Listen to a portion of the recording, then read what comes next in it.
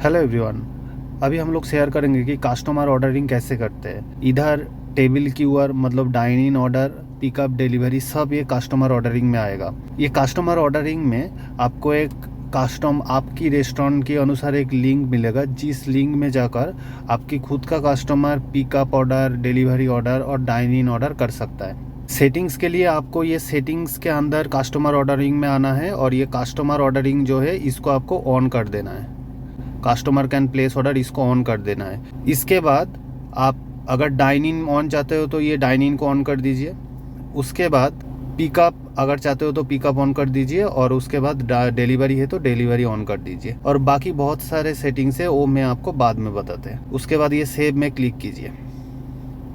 पहले मैं आपको एक बार पिकअप और डिलीवरी ऑर्डर कैसे करते हो वो मैं बता देते हैं। ये कस्टमर ऑर्डरिंग लिंक जो है इसको हमने ओपन कीजिएगा। ये आपका मेन कीवर्ड है और नीचे जो है ये आपका रेस्टोरेंट का पर्टिकुलरली मेनू का यूआरएल है।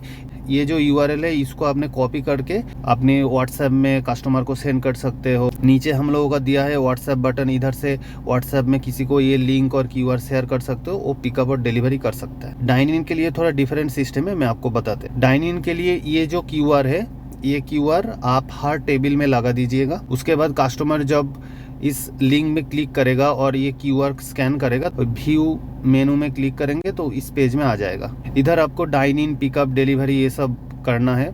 जो कस्टमर अगर पिकअप ऑर्डर करना चाहते हैं तो पिकअप में क्लिक करेगा, डिलीवरी हो तो डिलीवरी में क्लिक करेगा। तो मैं एक बार दिखा देते हैं पिकअप और डिलीवरी क्या है।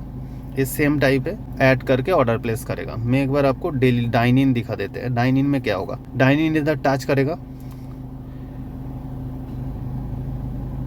आइटम ऐड करके ये कंटिन्यू करेगा। हमारा जो डाइन इन का सिस्टम है वो थोड़ा डिफरेंट है। क्यूआर और जो पिन है ये हर ऑर्डर के लिए चेंज होता रहेगा, मतलब ये क्यूआर डायनामिक है। बाकी सब रेस्टोरेंट में क्या होता है, ये क्यूआर फिक्स रहता है। तो उस फिक्स क्यूआर में एक दिक्कत होता है कि अगर कस्टमर फोटो लेकर वो क्यूआर घर में चला जाकर ऑर्डर कर सकता है तो आपको स्पैम ऑर्डर ज्यादा हो जाएगा, तो उससे आपको दिक्कत हो जाएगा। तो इसीलिए हम लोगों ने थोड़ा एडवांस सिस्टम बनाया जिधर पिन आपका डायनामिक मिलेगा। जब कस्टमर आएगा उस टाइम एक क्यूआर जनरेट होगा, उसके बाद जब कस्टमर चला जाएगा उसी साथ वो क्यूआर का सेशन है वो खत्म हो जाएगा। फिर से आप जब नया कस्टमर आएगा उसके लिए एक नया क्यूआर आपको जनरेट करना पड़ेगा। तो ये क्यूआर जनरेट आप कहाँ करेंगे, हमारे ऐप में आइए, टेबल क्यूआर में आ जाइए।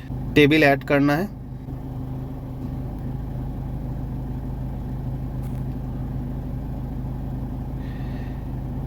मैं और एक टेबल ऐड कर देते। तो ये जो टेबल है इधर आपने बस टच कीजिएगा तो open table and show keyword आएगा। इसमें आप टच करेंगे तो आपको कीवर्ड शो होगा, नीचे एक पिन दिखाएगा। हम लोग टेबल 1 के लिए ये है क्यूआर और ये है पिन।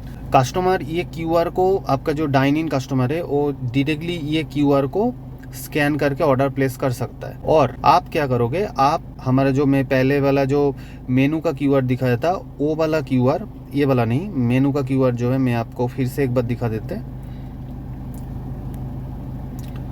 सेटिंग्स में जाइएगा और ये कस्टमर ऑर्डरिंग में आकर ये ओपन में ये जो मेनू का कीवर्ड है, ये वाला कीवर्ड है, ये आप पिन करके हर टेबल में चिपका दीजिएगा। तो कस्टमर जब ये कीवर्ड स्कैन करेगा तो ये वाला पेज ओपन करके इधर तक आ जाएगा। इसके बाद उसको क्या करना है, कस्टमर को बस ये वाला आपको कीवर्ड स्कैन करा देना है और नहीं तो ये पिन डाल देना है, बस और कुछ नहीं। उसके उसी टाइम ये टेबल 1 में वो वाला कस्टमर लिंक हो जाएगा। मैं 8374 एक बार इसमें लिंक करते हैं, देखिए टेबल 1 में लिंक हो जाएगा। हो गया टेबल 1 में लिंक। इसके बाद ये ऑर्डर प्लेस कर देगा। इधर कस्टमर चाहे टिप्स भी ऐड कर सकता है। इधर कस्टमर अगर कोई वेटर को कॉल करना चाहते हैं तो ये बटन क्लिक करने से वो कस्टमर के पास नोटिफिकेशन चला जाएगा, रिंग टाइम नोटिफिकेशन। कस्टमर अगर चाहे तो बिल का भी रिक्वेस्ट कर सकता है। ये पूरा फीचर्स इधर दिया हुआ है। तो ये है इधर टेबल 1 का। अभी मैं एक ऑर्डर प्लेस किया है तो ये इधर आ गया।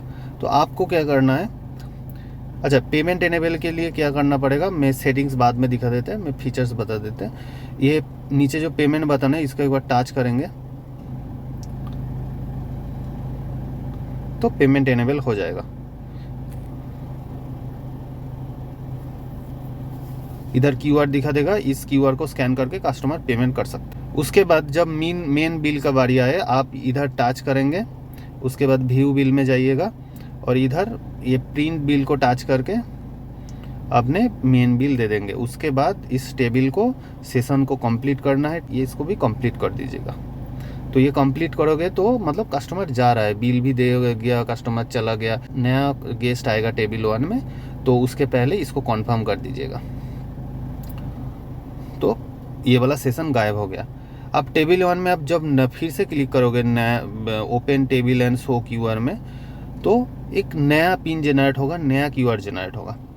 ये सेम जो कस्टमर ऑर्डरिंग है वो और एक प्लेस से भी आप ओपन कर सकते हो। ये मेनू डैशबोर्ड में जाइएगा और ये शेयर मेनू में जाएगा, इधर भी सेम मेनू का क्यूआर दिया हुआ है। इधर से भी आपने वो कस्टमर ऑर्डरिंग का सेटिंग से इस सेटिंग्स बटन में जाएंगे तो सेम सेटिंग्स, उधर सेटिंग्स के अंदर जो कस्टमर ऑर्डरिंग है और इधर भी वो सेम ओपन हो जाएगा।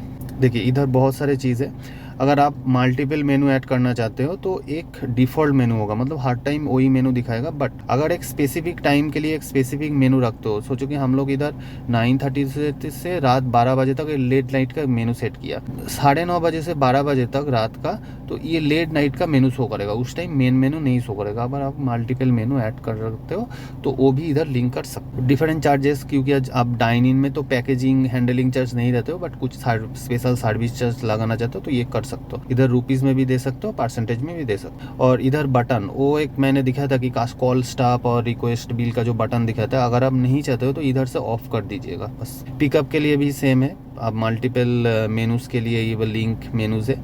उसके बाद पिकअप के लिए डिफरेंट चार्जेस, क्योंकि पिकअप के लिए चार्जेस होता है, पैकेजिंग चार्जेस होता है, हैंडलिंग फीस होता है, ये सब इधर दे सकते हो। अभी पेमेंट के लिए ओनली पे एट काउंटर ही रहेगा। डिलीवरी के लिए भी सेम है, डिफरेंट मेनूज ऐड कर सकते हो, डिफरेंट चार्जेस ऐड कर सकते हो। इधर भी पेमेंट ही, पे टू डिलीवरी पर्सन ही होगा। और जो क्यूआर मैंने दिखाया था, उस क्यूआर के लिए आपको इधर यूपीआई आईडी देना पड़ेगा इधर नीचे। और मैंने एक बताया था कि कॉल स्टॉप करके एक नोटिफिकेशन होता है क्यूआर टेबल में, जो करता है एक कॉल स्टॉप करके जो बटन है, ये मैं एक बार दिखा देता है। ये जो कॉल स्टॉप करके बटन है, ये वाला बटन में एक रिंग नोटिफिकेशन होता है, तो इसके लिए ये वाला बटन आपने टॉगल आपने ऑन कर दीजिएगा। और एक मैंने दिखाया था कि कस्टमर टिप्स ऐड कर सकते हैं, तो उस टिप्स के लिए इधर एक ऑन कर दीजिएगा, तो वो टिप्स वाला सेक्शन भी दिखाएगा। उसके बाद सेव चेंजेस कर दीजिएगा। ठीक है, ये है ओवरऑल सेटिंग्स। मैं एक बार हमारी बता देते हैं। ये जो क्यूआर है, इसको आपने प्रिंट करके हर टेबल में चिपका दीजिएगा, तो कस्टमर जब आएगा डाइन इन सिलेक्ट करके वो मेनू देख सकता है। बट एट द एंड आपको टेबल का क्यूआर देना पड़ेगा, नहीं तो पिन देना पड़ेगा, तभी वो टेबल के साथ लिंक होगा। ठीक है, ये है क्यूआर टेबल के लिए। और पिकअप डिलीवरी की बस नॉर्मल ये यूआरएल आपने सबको शेयर कर दीजिएगा। इस यूआरएल से कस्टमर पिकअप और डिलीवरी देख सकता है। व्हाट्सएप में जो डिटेल्स होता है और बायो होता है, उधर एक आपने ये वाला क्यूआर चिपका दीजिएगा, और नहीं तो ये यूआरएल लगा दीजिएगा पिकअप और डिलीवरी ऑर्डर के लिए। ठीक है, ये है पूरा सिस्टम कस्टमर ऑर्डरिंग का, टेबल क्यूआर का, ये है टोटल फीचर। अगर आप इधर सेटिंग्स में कुछ चेंज करते हो, ठीक है, ये सेटिंग्स में अगर आप कुछ भी चेंजेस किया, मतलब डाइन इन ऑर्डर, ये पिकअप अगर चेंजेस कर रहे हो, तो आपको क्या करना पड़ेगा, क्रोम में आकर आपको एक बार डिलीट ब्राउजिंग डेटा करना पड़ेगा। सेटिंग्स बार बार चेंज मत कीजिएगा, पहले डिसाइड हो जाइएगा कि क्या आप करेंगे, उसी हिसाब से इधर आ जाएगा। ठीक है, सेव चेंजेस करेंगे तो हो जाएगा। बस यही है आपका टोटल क्यूआर ऑर्डरिंग, पिकअप और डिलीवरी वाला ऑप्शन। Thank you.